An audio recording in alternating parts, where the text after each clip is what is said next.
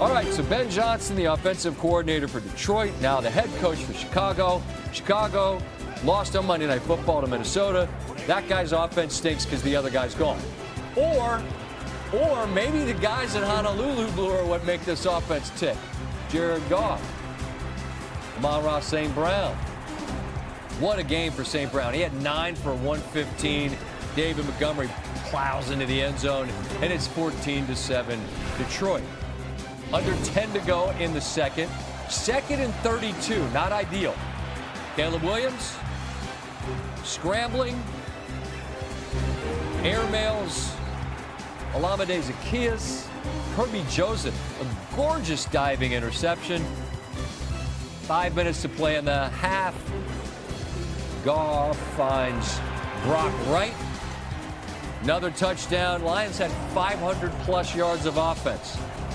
Williams. Nice play design. There's the arm talent and the ability to ad-lib. Rome Odunze had 2 touchdowns, 7 catches, a $128. Right before the end of the half, Isaac Tisslaw, an amazing one-handed grab. Now, they were out of timeouts, and the clock ran out, but then they took a look, and they're like, no, he's down, and that means that there's enough time to do this. Another touchdown to St. Brown. It's 28-14, and, buddy, we're not done. 3rd and 8, Jamison Williams. This dude is the definition of a home run hitter. 2 catches, 108 yards, and a touchdown. St. Brown again. Another touchdown. They're not done yet. Ensuing Bears drive. Caleb Williams brought down by Aiden Hutchinson, his first sack since that injury derailed his season last year. They're thrilled to see him back. Going for it on 4th down in the 4th. It's St. Brown again. 5 tutters for Goff. Dan Campbell, what would you like to say, sir? There's always going to be this, we don't have the rhythm offensively because we lost Ben. I've said this all along, man. This train keeps rolling, man. We felt like we've been, betrayed from the staff to the players. And, we love Ben. We still love Ben. He's a great, coach. He's a great mastermind. But, yeah, it was time to get out there. Anytime you lose a game like that, man, it's a kick in the teeth. Nothing about that feels good. They're hurt, it stinks. They're just as disappointed as the coaching staff is, and we're committed to getting this thing right. Tim Hasselbeck back with us, and when you have 1 week to work off of, and Green Bay does what they do to Detroit, you're like, wow, Detroit stinks. It's like, no one said that, but maybe they kind of did.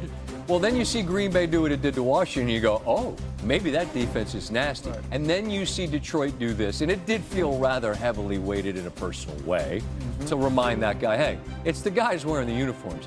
What do you make of Detroit off what you saw today? I think Detroit's going to be fine, just fine, because they've got a quarterback who's a really good quarterback. He's taken multiple teams to a Super Bowl. He knows how to play the position. And then they've got all kinds of talent on their team. Now, will they be exactly the same? No, we talked last week about, look, they've had to change guys up front on the offensive line. That will show itself at times. Look, they lost a really good play caller. That may show itself at times. But I think part of what was happening, Scott, was everything was, oh, Ben's gone. Like, you could just hear it in how Dan Campbell talked about it, how David Montgomery was talking about it, where it was like, oh, he's gone. You guys aren't going to be any good now. Like, listen, there's pride and ego, in that, Lions locker room. Like, there's no question that throwing the ball when they were throwing the ball, like a statement was being made. As a guy that played the position, and you should be flattered here, because I asked Troy Aikman this the other day, and I'm asking you this. So good company, thank you. Well, I mean, sorry, Troy. I didn't play quarterback in the NFL. You did, and so did Troy. When it comes to Caleb Williams and Ben Johnson, in terms of I have a scheme and I have an idea of how I want to call plays, but I have a quarterback that might have a skill set. Maybe it fits what I want to do. Maybe I need to cater what I call to your skill set. How do you think that needs to go to work in Chicago? Is it? I think the way that it always needs to go. It doesn't matter if it's Caleb Williams, Ben Roethlisberger, Michael Vick, whoever it is. You have to play in structure first, period. I believe that that's what you have to do. You have to learn how to play in structure first, the way that it's designed to play. Then once you become a master of that, once you can do that, then you can go backyard football. Then you can do that.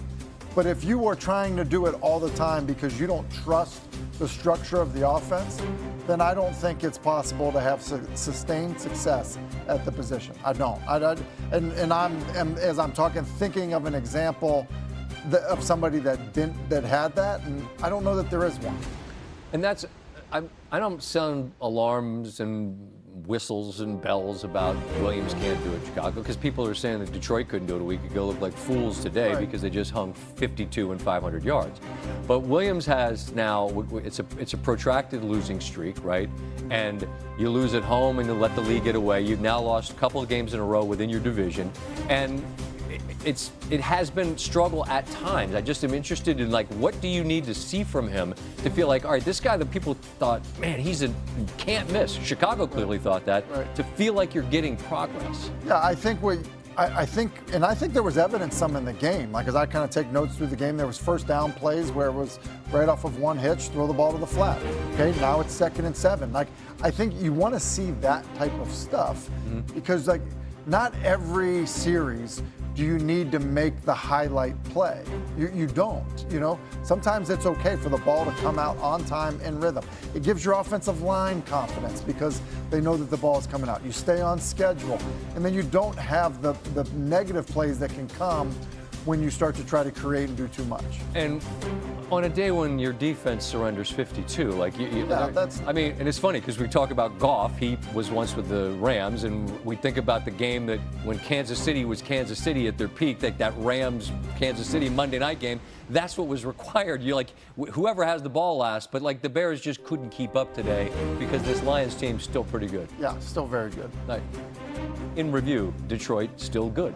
Chicago, let's give them some runway. Tim, appreciate you being here as always. We'll see you. First game ball, first win. Hell of a coach.